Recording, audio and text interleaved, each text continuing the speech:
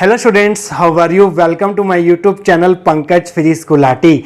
Students, आपको इस channel पर ना केवल graduation and post graduation physics के टॉपिक्स की सबसे आसान एक्सप्लेनेशन देखने को मिलती है, बल्कि आपको साथ के साथ ये भी बताया जाता है कि आपको एग्ज़ाम में क्या और कैसे लिख के आना है, ताकि आप सिर्फ एक वीडियो देख के ही अपने नोट्स बना सकें और एग्ज़ाम्स में बहुत अच्छे मार्क्स ला सकें।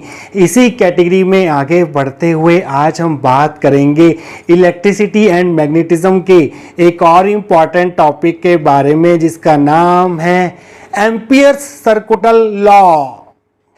देखिए स्टूडेंट्स, इलेक्ट्रोस्टैटिक्स में अगर आपको इलेक्ट्रिक फील्ड फाइंड करना होता था तो आप या तो कूलम्स लॉ यूज करते थे या फिर गॉस लॉ यूज करते थे।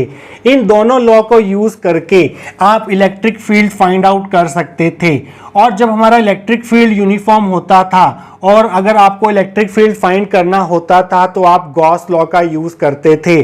ठीक उसी प्रकार से मैग्नेटोस्टैटिक्स में अगर आपको मैग्नेटिक फील्ड फाइंड करना है तो आप या तो बायट-सैवर्ट्स लॉ का यूज करेंगे या फिर आप यूज करेंगे एम्पियर्स सर्कुटल लॉ का। इन दोनों लॉ की हेल्प से आप मैग्नेटिक फील्ड जो है वो फाइंड आउट कर सकते हैं। अगर आपका मैग्नेटिक फील्ड यूनिफॉर्म है तो उस केस में आप यूज करेंगे Ampere's circuital law to find magnetic field. तो हम ये भी कह सकते हैं कि जो काम गॉस लॉ इलेक्ट्रोस्टैटिक्स में करता है वही काम हमारा एम्पियर सर्कुटल लॉ करता है मैग्नेटोस्टैटिक्स में। Means Ampere circuital law in magnetostatics is analogous to Gauss law in electrostatics.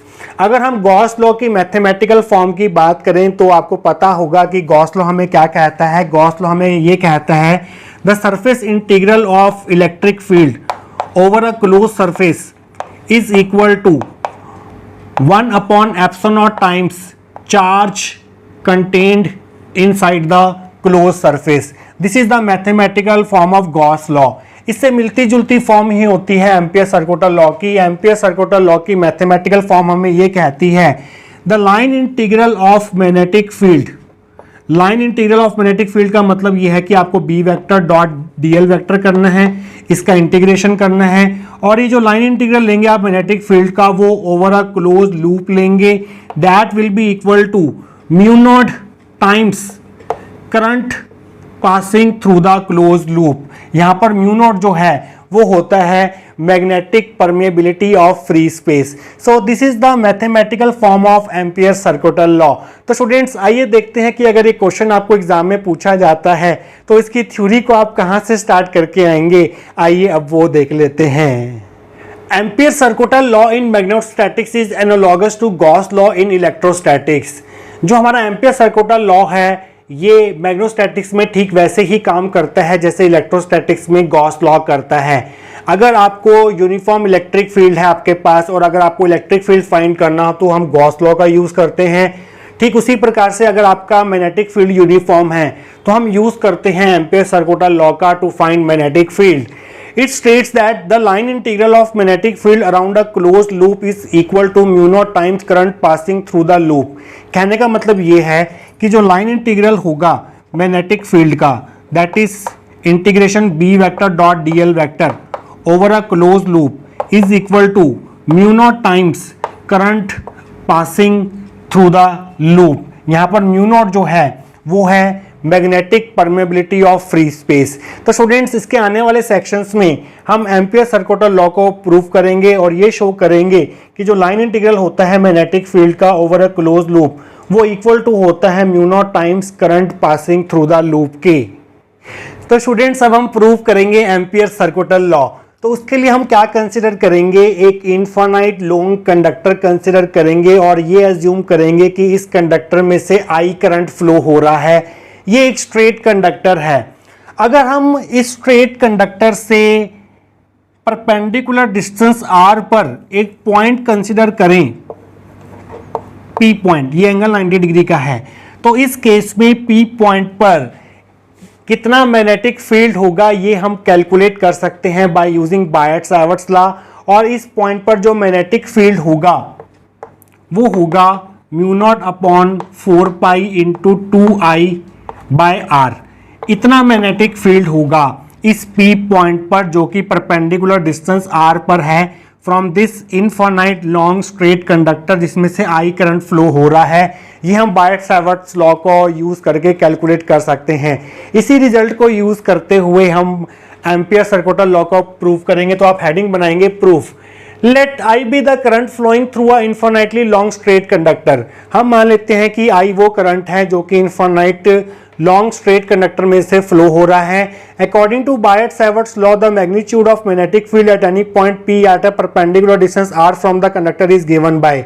इस P पॉइंट पर जो कि परपेंडिकुलर डिस्टेंस R पर होगा फ्रॉम दिस स्ट्रेट कंडक्टर, तो इस पॉइंट पर कितना मैग्नेटिक फील्ड होगा उसका मैग्नीट्यूड जो है वो बायट-सावर्ट्स लॉ हमें बताता है, और वो होगा हमारे पास B is equal to mu naught upon 4 pi into 2I by R। ये होगी हमारी फर्स्ट इक्वेशन। तो स्टूडेंट्स आइए आगे बढ़ते हैं। Now imagine a close circular curve Amperian loop of radius R with centre at the wire and passing through point P as shown in figure. तो यहाँ पर हमें एक क्लोज सर्कुलर कर्व एज्यूम करनी होगी, इमेजिन करनी होगी, और वो क्लोज सर्कुलर कर्व जो है उसका सेंटर जो है वो यहां पर होगा, और उस क्लोज सर्कुलर कर्व की रेडियस होगी R।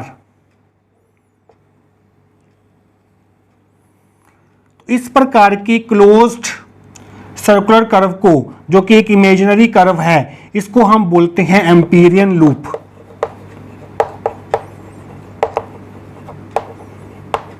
इसको आप चाहे डॉटेड कंसीडर कर लें।